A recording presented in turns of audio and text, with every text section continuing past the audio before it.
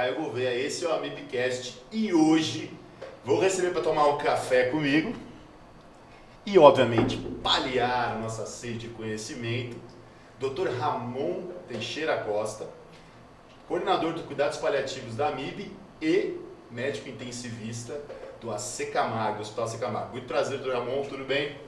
Bom, Caião, um prazer enorme estar aqui, falar desse tema que é extremamente caro a mim, tomando esse café. Aqui, ó. Momento extremamente agradável e queria agradecer a mim. Cedo, né? Cedo. É bom lembrar, café porque é cedo. Bom, vamos entrar impactando de uma vez por todas. O tema, na verdade, era cuidados paliativos e tal, mas aí você sugeriu um tema que para mim foi fantástico, né? De inimigos a grandes amigos. Os 10 anos de cuidados paliativos na UTI. E aí, o que esse tema significa de fato pra gente? Caio, para mim isso é a essência de tudo. Primeiramente, te agradeço por fazer essa pergunta. A gente veio aqui para enfiar o dedo na ferida. Aqui, ó. Então, você deve lembrar bem como é que era quando a gente entrou na terapia intensiva. Sei lá, eu entrei na faculdade em 99, naquele tempo o que eu queria era passar catéter, era entubar. A gente ficava o dia inteiro atrás de um Swan-Ganz e o cara que sabia aquilo mandava na galera, né? Exato. Inclusive ele tinha mais bolsa na faculdade, tô brincando, não tinha nada disso, mas ele era o rei da selva, né? O cara que invadia era o cara, literalmente. Cara, ele comandava tudo. E o que aconteceu?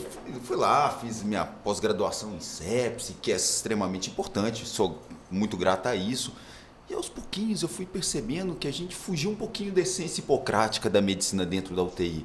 Né? A gente passava mais tempo olhando os instrumentos do que o paciente. E eu comecei a refletir, cara, será que isso faz algum sentido? Será que a gente não deve passar por fazer o básico primeiro para depois começar a fazer essas coisas que a gente vislumbra? E o tempo, graças a Deus, nos fez justiça. Porque se a gente for ver os estudos e tudo que a gente... à luz do que temos hoje, você já passou Swan-Ganz nos últimos 5 anos, né? E a gente percebe que, cara, hoje em dia a gente fala de cuidado centrado em paciente, mas eu acho isso extremamente, quase um pleonasmo. Cara, como é que você não vai fazer o cuidado centrado no paciente? Precisou criar um nome bonito, né? Vai se tocar. Pô, que absurdo a gente falar em humanização. Quando nós somos médicos cuidando de médicos, enfermeiros cuidando, somos pessoas cuidando umas das outras e hoje é o paciente, amanhã somos nós e a gente tem que fazer esse tipo de exercício, então não podemos fugir disso. Então, exatamente essa questão, né? Exatamente disso que a gente está falando. Cara, para um pouquinho, vamos voltar para a nossa essência, né? E caminhar nesse sentido. A pessoa não precisa sofrer, a pessoa não precisa passar desconforto, a família não precisa sofrer ao longo de todo esse processo para ser tratada. Dá para fazer os dois. Uhum. E aí, a questão dos grandes amigos, que graças a Deus surgiu grandes amigos. Então, de fato, o que a gente está vendo é que aquela dificuldade que ainda persiste, né, na terapia intensiva, de a gente entender o que é o cuidados paliativos, está cada vez diminuindo e a gente está começando a se aliar, visto o que aconteceu na pandemia, né? Que a gente precisou muito da equipe de cuidados paliativos em todos os hospitais. Mas ainda eu acho que não está muito claro, pessoal, o que de fato é cuidados paliativos. Fica aquela dúvida frequente. O que a gente pode definir cuidados paliativos? Bom, se a gente for olhar a definição em si, é a promoção de qualidade de vida aos pacientes e seus familiares frente a uma doença ameaçadora à vida. Vou te perguntar uma coisa, qual paciente na UTI não está frente à doença ameaçadora à vida? Todos. Praticamente, todos. Né? Podemos definir que todos estão, né? A gente deveria considerar o cuidados paliativos para todos os pacientes, então. Então eu acho assim, de certa forma, lógico, tem um espectro muito grande, eu acho que inclusive nem todos os pacientes precisam ser acompanhados por um especialista em cuidados paliativos, mas todo intensivista deve saber habilidades mínimas em cuidados paliativos. Isso está entre as atribuições de um médico intensivista, sim, e graças a Deus nós tivemos grandes progressões, isso inclusive cai em prova de título, já inclusive ratificou o fato de termos entrado de uma maneira muito sinérgica dentro das UTIs, né? Então, interessante esse ponto foi bem falado. Os pacientes são graves, todos têm doenças ameaçadoras à vida, então isso é a definição plena, né, do cuidados paliativos. Então, cuidados paliativos não é que a gente vai deixar de ter o cuidado do paciente de fato, mas a gente vai pensar no controle de todos os sintomas que ele tem, né? Porque tem muitos sintomas, já que são doenças extremamente graves. Só que você lembrou muito bem, a gente não precisa necessariamente chamar a equipe de cuidados paliativos para acompanhar todos os pacientes, né? Um ou outro, né, se for o caso específico, mas o intensivista, além de ser o cara que vai passar o swangante, você falou muito bem, que vai fazer o balão intraórtico, monitorização hemodinâmica, ultrassonografia, ele também tem que ter habilidades humanas para poder abordar tanto o cuidado do paciente nos seus sintomas, na dor e nas suas angústias, né? Na dor, né? A gente fala sintomas completos, né? Que a gente não é só o físico, mas a gente vai chegar nisso aí também, que eu tenho curiosidade pra caramba. Mas também cuidar da família, saber humanizar e saber humanizar a equipe. Então, de fato, a gente gera um intensivista novo, um intensivista, vamos dizer, 2.0, um cara renovado, para realmente no século que nós estamos agora. É isso mesmo, né? Perfeito, Caio. Isso para mim assim, é aquela coisa da quebra de paradigma. É entrópico, no sentido de que é a pasta de dente que saiu do tubo, não volta mais, entendeu? Então, cara, isso é um absurdo. Me fala aí, quantas vezes não escutamos assim, paciente bom é paciente entubado, mas é verdade mesmo? Primeiro, para o paciente é ruim ele ficar entubado, né? Da forma geral, assim que a gente entuba já começamos a pensar em tirar o tubo. E outro aspecto importante, cara, todo mundo sabe, quando o paciente está passando por um momento difícil, a família também está junto, ela está sofrendo junto e é impossível dissociar uma coisa da outra. Quando você consegue caminhar junto, você faz um tratamento muito mais completo. E outra, tem um monte de informação que aquela família pode trazer para você e que você está negligenciando a partir do momento que você a afasta da UTI, né? Então o que a gente faz? Tem um monte de informação que você colhe na anamnese, não, você pede um monte de exame, pede laboratório, faz um monte de tomografia, coisa que muitas vezes o paciente já até fez, só porque você não quer conversar com a família. Fora os aspectos emocionais, psicossociais, que podem vir ali e agregar até a nossa realidade, né? Muita coisa. Já que você abordou essa parte da família, é uma coisa que eu ia entrar em outro tema, mas esse tema é interessante pra caramba.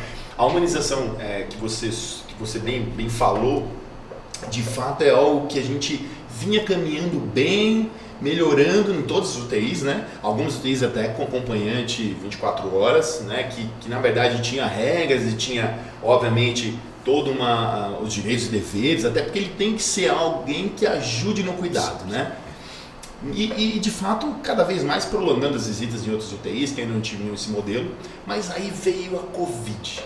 E, cara, SARS-CoV-2 em todo mundo fora do hospital, aquele desespero, o paciente entrava no hospital e saía, a gente não saía, às vezes o familiar nem via, porque se ele falecesse, ele tinha o caixão lacrado, ele não podia ser... Como isso foi impactante na nossa ideia de humanização na UTI, nesse período? Acho que isso aí pra gente foi assim, uma quebra. A gente teve vários paradigmas. Eu falei de sedação e analgesia, a gente conversou com a doutora Viviane, que a gente falou, poxa, sedação e analgesia, a gente tá usando midazolam a rodo, bloqueador muscular, a gente não fazia isso, né? E óbvio, é um paradigma que meio que ficou e agora a gente está começando a nos desprender com os pacientes novamente para a gente evitar tanta sedação. Mas essa parte da família, porque o intensivista de certa forma ficou isolado, ficou ele, o paciente e a família tá, boletim e tal. E esse retorno da família, como é que vai ser, como é que vai ficar, como é que a gente pode humanizar? E se isso acontecer de novo, né? Isso é uma coisa que a gente sempre tem dúvida. Se acontecer de novo uma pandemia dessa, a gente tem um plano para a gente conseguir fazer com que esse contato com a família seja um pouco mais efetivo e não uma separação tão brusca e tão agressiva como foi? Bom, é uma pergunta extremamente... capciosa. E eu acho que interessante, por quê? Primeiramente, queria parabenizar a MIB aí pelo esforço, soltando uma diretriz de cuidado paliativo na UTI, especificamente para esses pacientes, eu acho que para poder nortear várias dificuldades que tivemos. E o que eu percebi que foram momentos muito difíceis, né?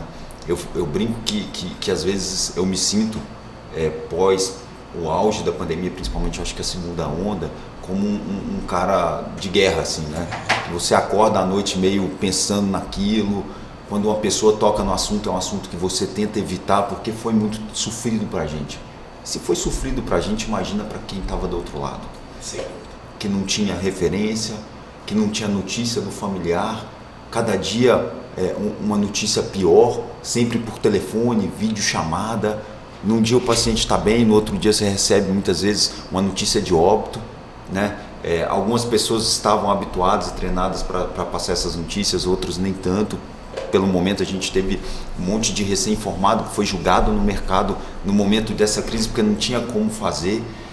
Mas por outro lado, acho que tivemos grandes avanços que só teriam sido propiciados pela pandemia. Não estou dizendo que valeu a pena, que foi benéfico, de forma alguma, foi extremamente sofrido, mas a gente conseguiu progredir tanto em questões de telemedicina, telechamada, formas de comunicação, estabelecimento e graças a Deus conseguimos tirar algumas boas lições de toda essa tragédia, essa tristeza.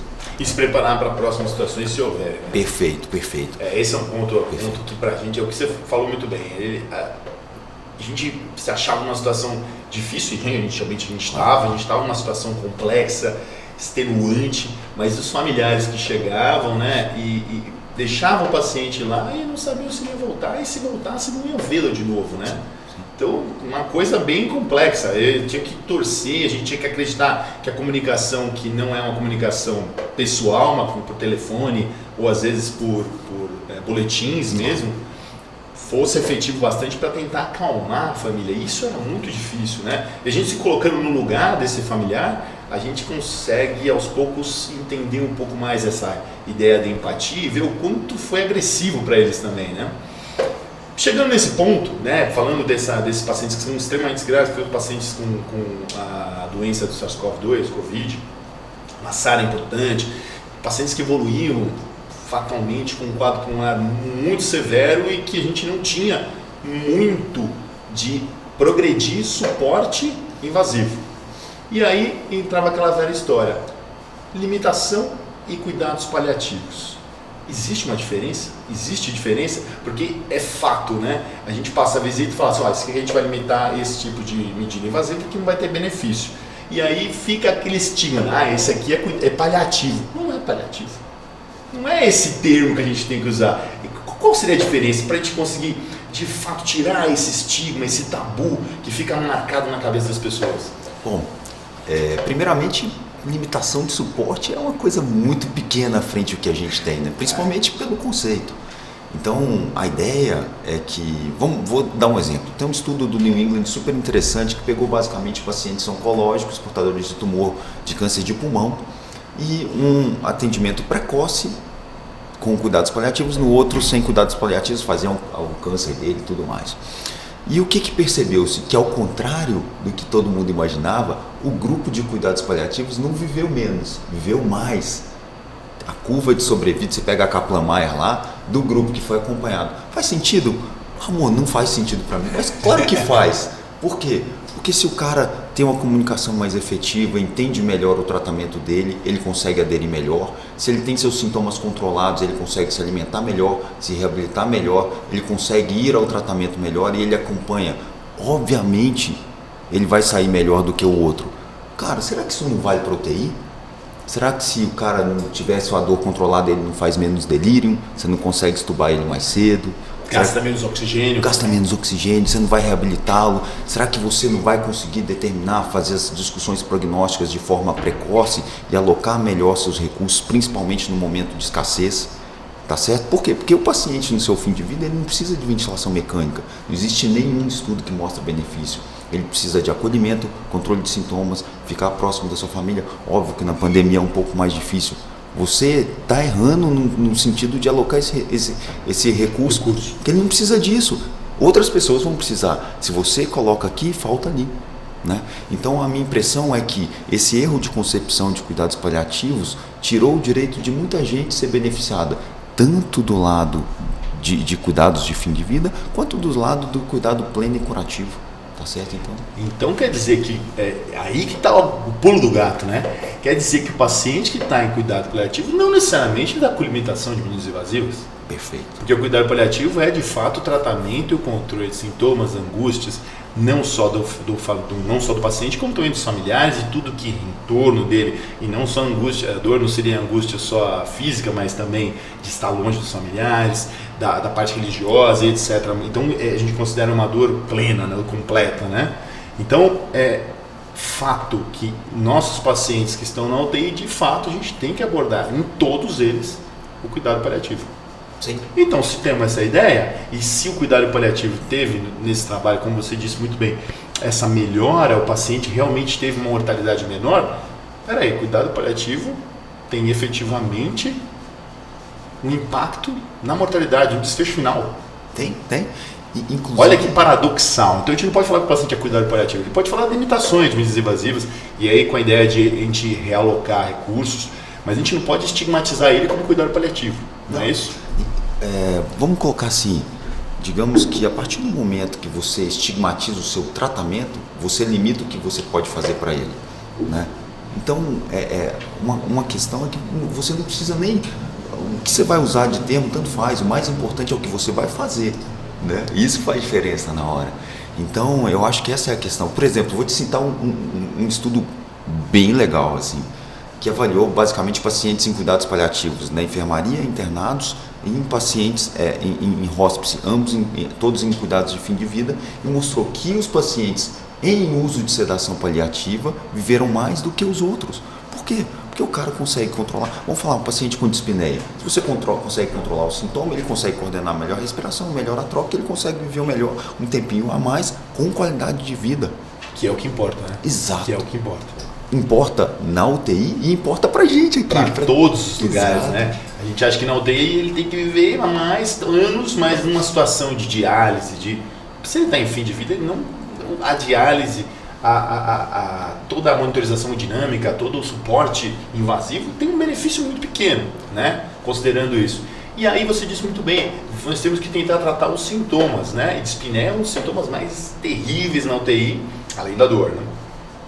E aí entra aquela velha história, nosso grande parceiro da dispneia e da dor é a morfina. E aí eu falo de morfina, eu falo de... não, esse paciente é cuidado paliativo. E aí, como é que a gente tira o estigma dessa droga? Olha, Caio, eu brinco que quando minha mulher estava grávida da minha filha, eu ia botar o nome dela de morfina. Por quê? Tem em todo lugar, ela é barata, você consegue fazer de tudo quanto é via, controla sintoma, dor, dispneia. Então, assim, eu acho que a gente devia tirar esse estigma. Óbvio que a gente traz isso de longa data, né? Inclusive até a mídia traz isso de certa forma, graças a Deus isso está mudando. E eu cito uma época que a gente fez um intercâmbio Brasil-Dinamarca, e na Dinamarca, nos últimos 25 anos naquela época, tinha crescido a adição em opioide em 500%. E eles perguntaram, né? Falaram assim, e aí, como é que vocês vivem isso? A gente falou assim, cara, a gente não consegue nem comprar morfina para quem precisa, né? Tenta comprar para um familiar, Nossa, você não consegue, né? A gente não consegue médico, né? Não conseguimos comprar. Tem que pegar a receita em algum centro, anotar, escrever o teu nome. É complicado. Exato, então é complicado. Tem que tirar esse estigma, tanto da morfina quanto da limitação de suporte. Por quê? Porque, cara, você limita o tratamento do seu doente. Exato. Racionalmente isso acontece na sua cabeça. A gente é ser humano. Na hora que você fala a palavra limitar, isso bota um teto no que você vai fazer. Perfeito. Eu acho que isso é o ponto. A alocação de recursos é o ponto que você falou antes previamente e acho totalmente coerente, né? Que a gente tem que saber alocar o recurso.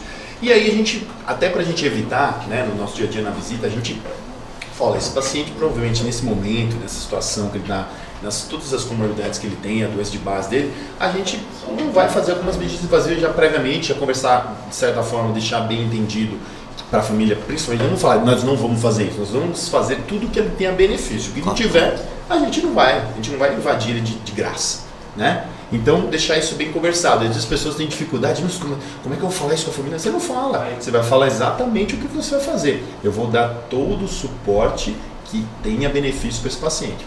E aí tá, a gente vai, anota no prontuário, deixa tudo, aí o colega vai ver, o paciente está melhorando, a gente considerou que isso, aquilo, reavaliamos. Mas reavaliou e agora mudou?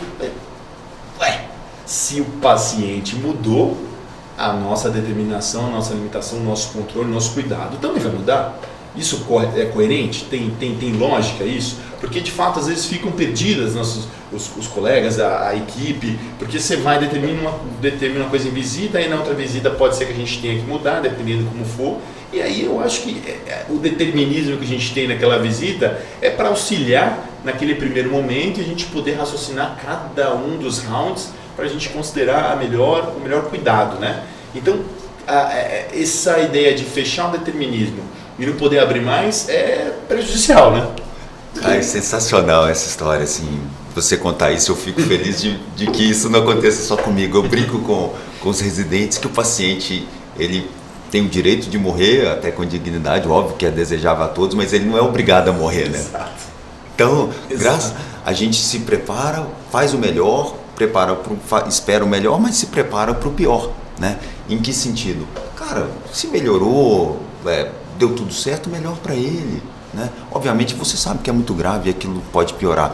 Tem um estudo muito interessante da Deborah Cook, que é New England, assim, um estudo, e aí ele avaliou pacientes que estavam em ventilação mecânica pelo menos 48 horas, sei lá, não lembro os detalhes assim, desculpa, mas cada vez menos eu tenho menos apreço aos dados e mais pelas pessoas, né? Isso acontece com a gente. Isso é importante. O que importa é saber a essência, vamos saber a essência, né?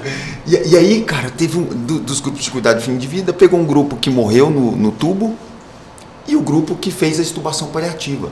Desse grupo que fez a extubação paliativa, 13% saíram da UTI, mas faleceram no hospital, e 3% ficaram em casa bem. E o grupo entubado morreu todo mundo.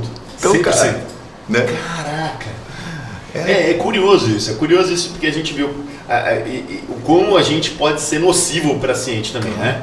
Porque em situações que a gente fez até uma análise dos pacientes lá do servidor, que são mais idosos, octogenários, né, que tiveram com Covid, a gente tem uma situação muito semelhante. Os pacientes, às vezes, que ficavam na enfermaria e tinham cuidados sem invasibilidade, sem ventilação mecânica, cara, comparado aos que foram para a UTI, esse grupo teve uma tendência de maior sobrevida e até melhor qualidade de vida do que o que foi invadido. Então, essa ponderação numa doença grave é importantíssima, né? Então, aí sai um pouco da ideia de cuidados paliativos. Não, recurso correto para o paciente correto. Seria mais ou menos essa a ideia, né? Exatamente. A cada um que lhe é de direito, né? O que lhe é. E aquela história, primo non nocere, né? Primo non nocere. Isso. E a gente tem essa tendência, né? E a gente fica espantado quando fala, puxa, essa paciente eu já não entrei mais com droga, não fiz mais... não fiz mais hemodiálise, que não tem condição de mais fazer hemodiálise. E ela, de repente, melhora a hemodinâmica, tem diurese, às vezes até estubado e sai da UTI. Exato. Você está dando a melhor... A gente fala, não é possível, né? A gente tirou tudo e ela está melhorando. Quer dizer, então a gente era o empecilho? Pode ser isso. Isso pode ser um fator? Talvez sim. É difícil ser pragmático, mas eu falo por mim, não falo pelos outros, pelo amor de Deus. Não. Eu estou falando também por mim. Muitas vezes a impressão que eu tenho é que se você apertar o parafuso mais um pouquinho, sabe o que acontece? Espana, né? A porta espana. É fato. E pra gente às vezes é mais fácil, né, Caio? Chegou ali, eu sou um cara que adoro dar plantão, adoro terapia intensiva. E aí, aí chegou um choque séptico na sua UTI, cara, beleza, você entubou, passou catéter, PAI, de fio a pavio ali, com 1h30 você termina, com meia hora você viu os exames e tá pilotando. Acabou. Paliativo não, paliativo dá trabalho, cara. Dá trabalho, é diferenciado, é diferenciado. Você tem que reavaliar, né? Você tem que ver. E é o que a gente realmente às vezes a gente faz, na maioria dos pacientes críticos que chegam, né? Agudos. Aí se chegar um paciente no teu plantão, você vai ver toda hora, vai reavaliar. O cuidado paliativo tem que fazer isso no constante, né? E a gente meio que às vezes, quando a gente coloca, e a gente converteu, tá falando muito de estigma, né? A palavra tabus, estigmas. Quando a gente coloca esse estigma, às vezes a gente fala assim, esquece e muda esse paciente. Não precisamos, vai vê-lo. Mas como assim? A gente precisa ver mais ainda como é que ele está evoluindo, o que ele está recebendo, está controlando dor ou não. Eu lembro de uma paciente que a gente estava avaliando, ela já tinha conversado com a família, alinhado, tudo bonitinho. Só que a paciente melhorou. Ela não seguiu, né, o nosso o plano. Ela melhorou, mas isso não quer dizer que a gente não continue a ter todo o cuidado necessário, ver o que ela, se for o caso, a gente precisar, olha, ela melhorou, se a gente for adicionar esse suporte, ela pode ter benefício, vamos reaver esse suporte, se for o caso. E interessante que aí o pessoal vai passando visita e vendo que a gente faz essa... Fala, não, mas ó, ela teve face de dor agora, eu tava com morfina, eu vou aumentar um pouco a dose. Não, aumentou a dose, então vamos lá, 10 miligramas, ajuda aí, 20 miligramas de... Ó, agora ela tá estável, tá tranquila, super bem. Falei, é isso que a gente quer. E a gente vai tentando progressivamente monitorizando. É o que você falou muito bem. E tanto que, às vezes, você está no seu plantão, vem a família daquele paciente para falar com você. E aí você tem que ter uma demanda maior de ter cuidado e conversar com a sua família, né? Sem dúvida. E uma coisa que eu percebi ao longo desse períodozinho aí que a gente, você também está nessa, claro, é que não adianta levantar bandeiras, criar anticorpo. Cuidado paliativo é assim, ó, você deixa a porta aberta e a pessoa vai passando aos poucos. É igual água que a gente brinca, né? Ela vai entrando pelos poros, então é um paciente depois do outro, vai penetrando na cultura do seu UTI, do seu hospital, e aos pouquinhos está todo mundo caminhando junto com você. Essa é a ideia. A nossa cultura, né, latina, ela também tem uma certa resistência a algumas coisas, né, o desprendimento. E a gente tem que começar a entender que não é um desprendimento. Cuidados paliativos tende a ser um aliado. A gente pode sair daqui com esse tema, né? Logo no começo, o tema foi esse, né? Hoje são melhores amigos, são aliados. Então eles trabalham junto, né? Dos trabalhos que você citou, os pacientes da UTI que tiveram todos os suportes hemodinâmicos necessários, que na verdade tinham benefício para eles, e tiveram cuidados paliativos, tiveram resultados melhores, né? Então, colocar eles como aliados, gerar essa cultura e aos poucos essa cultura que fica no cuidador da saúde também passa para a população. Tentar, né, espalhar essa cultura mais positiva do cuidado. Eu acho que é fundamental, eu acho que esse ponto aí é bem importante. Outra coisa que a gente gostaria de saber, que a gente sempre fica martelando no nosso dia a dia, perante essa, como a gente já conversou sobre a morfina, mas perante as medicações, porque todo mundo pensa, puxa, esse paciente agora a gente não vai fazer limitação. Quem mais a gente tem que tratar? Que sintomas que são esses que a gente tem que tratar? Quais são os mais comuns? A gente sabe que a dor é o primeiro, a dispneia também está presente, mas tem mais algum sintoma que a gente fica assim, e agora, o que eu vou fazer a mais ainda? O que eu tenho que verificar? O que um intensivista tem que verificar à beira-leito de um paciente que de fato tem uma limitação de glândulas invasivas, ou mesmo que não tenha, mas pensando no controle de sintomas desse paciente para ele melhorar, para ele clinicamente melhorar, seja qual for o suporte que ele está recebendo. Bom, primeiramente tem uma coisa bem interessante que vem sendo divulgada nas UTIs, que é o controle de sintoma estruturado. O que é? É um controle de sintoma onde todos falam a mesma língua, desde o médico, passando pela enfermeira, passando pelos técnicos, fisioterapeutas, e inclusive a família caminha nesse sentido. Por quê? Porque a família e o paciente devem ser incluídos no controle de sintoma. Como é que você vai controlar o sintoma do paciente se você não fala com ele, né? Fala nada, depois não fala nada com o paciente. Ele é seu ponteiro, né? E nesse sentido tem um monte de sintoma que é negligenciado nesse caminho. Por exemplo, boca seca. Extremamente prevalente. Água, né? É o pedido mais frequente na UTI, né? Se tivesse um cara vendendo água na UTI, podia pagar R$1.000, que com certeza eu pagaria. Com certeza, é verdade. Segunda coisa, a mediana de evacuação na UTI é 3, 4 dias, constipação. Né? Então é outra coisa que é extremamente prevalente, fora a dispneia. Outra coisa que está no nosso contexto, que numa avaliação muito maior, é até uma disfunção orgânica que a gente avalia até com diagnóstico de sepsis, delírio, que conta também, né, agitação. Então são inúmeras as coisas, os fatores, os sintomas que a gente consegue avaliar. E te falo mais, Caio, tem vários estudos que mostram que, cara, na UTI a gente tem médico 24 horas, tem um técnico de enfermagem disponível, enfermeiro, fisioterapeuta, uma farmácia do lado. Cara, se você não controlar o sintoma desse cara dentro da UTI, você acha que você vai controlar na enfermaria? Exato. Não perca a oportunidade, cara. Vai lá, aproveita isso. Seja obsessivo. Né? Então é a hora para a gente fazer isso. E isso não sou eu que estou te falando, tem um monte de estudo correlacionando isso. Né? Vamos fazer com que essa jornada do paciente seja um pouquinho mais tranquila, porque já está sendo tão difícil para todo mundo. Né? Coisas básicas. Né? De fato, aí você lembrou dessa jornada dele, o que ele vai lembrar dessa jornada. Esse estresse pós-traumático, a gente fala, essa ideia de a gente já abordar precocemente esse paciente crítico na UTI, cuidados paliativos, a gente pode diminuir esse estresse pós-traumático, né, na saída desse paciente da UTI? Tem vários estudos mostrando que quando a família e o paciente são incluídos, seja na tomada de decisão, seja nas condutas, obviamente não dividindo questões técnicas, como você falou, mas de entender o que está sendo feito, para que lado tudo está caminhando. Isso, aumenta a adesão dele ao tratamento, 2, diminui o estresse pós-traumático de tudo aquilo que acontece. Então, cara, não estou falando... Só benefício. Cara, não estou falando de comprar um aparelho, cara. Não estou te falando de um exame, estou te falando de conversar com o cara e de você treinar a sua equipe. É super fácil. Pô, por que não? Né? É aquele negócio, é uma coisa simples, barata, porém precisa ter empenho e trabalho, né? É uma coisa trabalhosa. É o que o pessoal sempre fala das medidas não farmacológicas, né? As medidas não farmacológicas são as mais baratas, mais efetivas, mas mais difíceis de serem feitas. Até porque o que você falou lembrou muito bem, né? Que é a cultura dos nossos profissionais, nós profissionais, né? No geral, da saúde.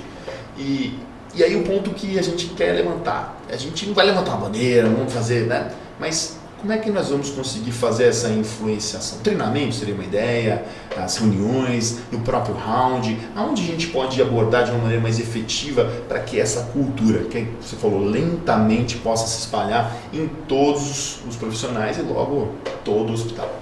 Primeiramente, isso aqui, ó. Cara, uma MIBcast. Isso aqui é sensacional, pra gente é uma porta.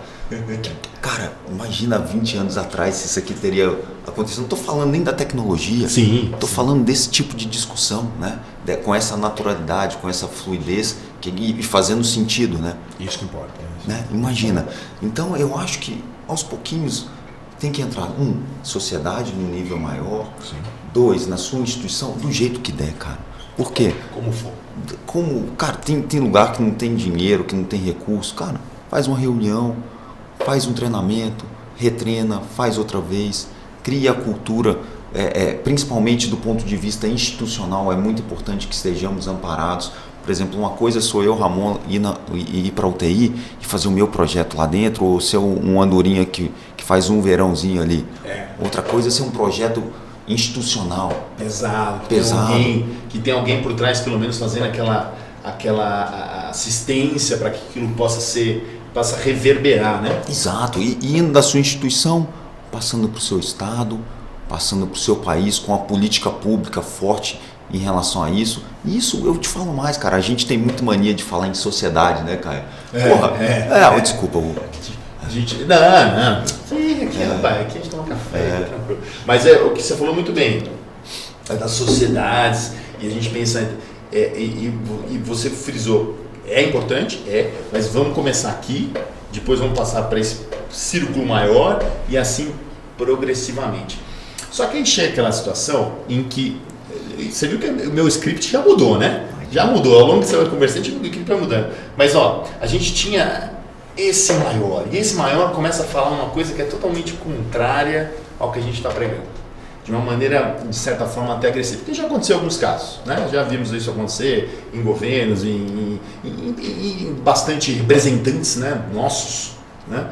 E aí, como é que a gente consegue combater com isso aqui, né? Com esse tipo de diálogo, para o pessoal entender de uma vez que cuidados paliativos não é um determinismo, cuidados paliativos é um cuidado, um tratamento que é feito em todos os pacientes que estão com doenças ameaçadoras de vida, e tudo que for além disso vai ser os cuidados que a gente vai ter de acordo com a capacidade daquele paciente se beneficiar ou não dessa medida invasiva, né? Então, para tentar tirar esse estigma, acho que é o ponto mais importante, porque eles continuam progressivamente, como você falou, a interjeição foi perfeita. Os caras, às vezes, vão lá e vão em cima e falam umas coisas que desconstrói tudo que a gente vem, formiguinha construindo, né? E como que a gente continua essa resiliência do paliativista? Como é que ela se mantém? Né? O que a gente consegue ter de energia para continuar esse caminho? Cara, tem uma coisa que o Mark Twain falava, que você tem 2 dias que você nasce, né? No dia que sua mãe te coloca no mundo e depois no dia que você descobre o seu propósito. E eu acho que isso, não no propósito do cuidado paliativo, mas do cuidado de assistir, de dar o melhor paciente. E eu admito que tem uma coisa que eu sou meio egoísta nesse sentido, cara. Porque o cara vai desconstruir, mas, cara, eu quero fazer uma coisa legal para quem? Para mim mesmo. Eu quero que as pessoas que estão por vir evoluam do ponto de vista tanto técnico quanto humanitário, no sentido de poder esperar melhor para elas. Por quê? Porque eu quero ser cuidado desse jeito que eu estou fazendo agora. Legal. E vai ser assim, vai vir de vez em quando alguém, vai jogar tudo pro chão. O que você vai fazer, cara? Nada. Constrói de novo e caminha para frente, e cada dia vamos estar melhores. Cada vez muitas pessoas dessas que fizeram isso com o tempo vão caminhar com você. Por quê? Porque todo mundo vai mudando, graças a Deus, e provavelmente a gente vai progredindo. A gente está arcando agora nesse momento com a evolução da terapia intensiva. Então, desde o cara que inventou o Intracat até agora, até desde a década de 70 lá, olha tudo que a gente progrediu. Demais. E isso é imponderável, assim. Então eu acho que nesse sentido vai ser um dia depois do outro, uma pregação. E eu falo mais, assim, quando a gente fala de sociedade, sempre a gente pensa numa instituição maior ou pensa no governo. Cara, a sociedade sou eu, você. E se cada um fizer o seu aqui, ó, eu no meu plantão, você no seu, a enfermeira no dia dela, a fisioterapeuta, o técnico, a gente vai construir um negócio muito grande que para derrubar vai ser difícil, cara. Aí sim, aí você gera substância, né? Vai ser difícil. E aí a gente tendo aliados como a equipe de saúde, a gente também pode pensar em outros aliados que são a própria família. A família tendo pé. E muitas vezes você até abordou já previamente, muitas vezes a gente esquece ou até negligencia essa importância que é a conversa familiar, até por medo, até por às vezes receio, e na verdade aquilo lá pode ser algo muito bom, tanto para você criar o vínculo, quanto para você resolver problemas do paciente e propagar a ideia do cuidado paliativo. Para entender isso aí melhor, o que a gente pode estruturar essa conversa? Como é que a gente pode estruturar uma conversa com o familiar? Como é que a gente pode estruturar uma reunião familiar? Assim, para a gente já chegar nos nossos finalmentes da nossa bate-papo sensacional aqui. Bom, tá, eu também estou adorando aí, Caio. Obrigado pela oportunidade. E assim, existem inúmeras formas de se fazer uma conversa, existem inúmeras técnicas. Eu acho que tudo passa por um vínculo, por ser uma relação genuína e você ter a noção de que é solene. Solene no sentido maior da coisa, tanto de que eles depositam muita confiança em você e você também cria uma expectativa em relação àquilo, porque no final todo mundo quer a mesma coisa, o melhor para o paciente, né? Então existem desde um boletim médico, que é aquilo que você passa no seu dia a dia, que tem uma estruturação, tem uma forma de se fazer da forma correta, até uma conferência familiar que é recomendado que se faça a cada 3 a 5 dias naqueles pacientes que não têm perspectiva de receber alta ou que estão evoluindo de uma maneira adversa. Para quê? Para que você contextualize aquela família e traga eles para você. O que eu percebo é que muitas vezes, cara, assim, a gente é especialista em terapia intensiva, mas o seu Zé e a família dele são especialistas dele. Então, só eles, né, sabem o preceito, os valores, o que ele tem de expectativa, o que ele quer arcar, quais os tratamentos ele está disposto a ser submetido, assim como os efeitos colaterais que ele quer bancar nesse sentido. Então, isso é muito importante da gente caminhar. Então, se você vai fazer isso num boletim, numa conferência, existem inúmeras formas de estruturarmos e a gente está aí com o nosso curso para isso. Isso aí, cuidados paliativos na vida, fantástico. Então, formas estruturadas de fazer, mas o mais importante disso é que você caminhe junto, que você traga eles para dentro da UTI, para dentro do tratamento, porque, cara, você está falando do indivíduo, de um ser humano. Como você não vai envolvê-lo, como é que você vai trazer o que é melhor para ele sem saber o que ele quer para si ou a família, porque muitas vezes o paciente está entubado e aí você vai trazer a família nesse sentido. A gente até brinca muitas vezes na conferência, se o seu José tivesse sentado aqui, o que ele diria pra gente? E aí você consegue construir sua resposta. É um pulo, é verdade. Excelente, excelente. Porque eles daí tiram deles, né, a angústia deles e colocam e conseguem ter empatia do seu Zé, nesse caso. Exato, né? Que a gente falando do Zé totalmente. Claro. Mas é interessante demais esse ponto. Bom, revisando o que a gente falou sobre hoje, e acho que esse é um ponto que a gente leva bem em consideração, cuidados paliativos não é determinismo, limitação é de acordo com o benefício do paciente, isso pode mudar durante o cuidado, de como ele vai evoluir. É importante lembrar que tem drogas que a gente não pode também criar tabus ou estigmas, que nem a morfina, que tem uma utilidade muito grande, e a importância do cuidado paliativo para todos os pacientes e principalmente a comunicação e a humanização com os familiares e o próprio paciente que está lá disponível lá com a gente, colocando sua confiança no nosso cuidado. Olha, agradeço muito a presença do Dr. Ramon nesse bate-papo que foi fantástico e passo para ele as últimas palavras, considerações finais, porque, olha, eu poderia ficar aqui um tempo danado, mas daqui a pouco vamos pro plantão, né? Por mim, eu ficava aqui a tarde inteira, esse café tá sensacional. Tá bom, café? Tá bom? Tá. Rapaz, o pessoal tá assim, né?